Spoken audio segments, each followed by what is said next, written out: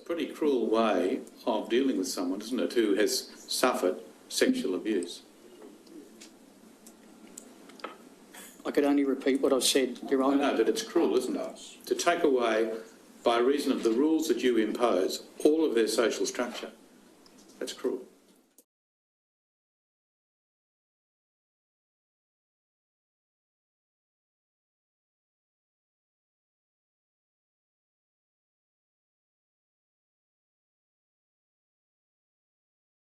I think the real issue is that for some people, the circumstances will be such that they just can't stay, and they will find it necessary for their own survival, effectively, to disassociate.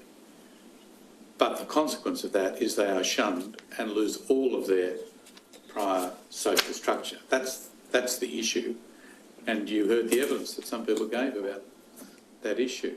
That's the problem.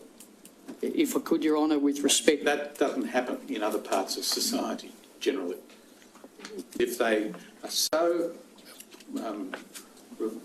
unable to cope with what's happened and the way they've been treated inside the organisation, that they dissociate, then they lose all of their previous social structure. Is that right? That could be the case, and we respect their right to make that decision.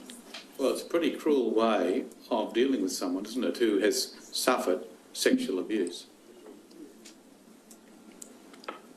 I could only repeat what I've said, Your Honour. I know, but it's cruel, isn't it? To take away, by reason of the rules that you impose, all of their social structure. That's cruel. See, someone who comes to you and says, I was sexually abused, but because there's no two witnesses, you don't accept it. You don't make that finding. They're left in a very difficult position, aren't they? If the organisation doesn't acknowledge that they were abused, that imposes a great burden on them, doesn't it? But if there's not two witnesses, you don't accept it, do you? Because scripturally we're not able to. I know. And that can lead to a chain of circumstances where that person feels unable to do other than dissociate from your organisation. We are extremely aware of the damage that is done where the victim, it's compounded by the action that we take, and in that context we absolutely agree with you. I understand what you say, but can I just ask you this simple question?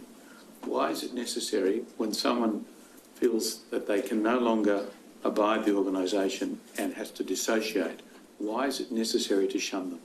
Why can't they keep having social contact with those people who happen to remain in the organisation? Well, we understand and agree with the point you're making, Your Honour.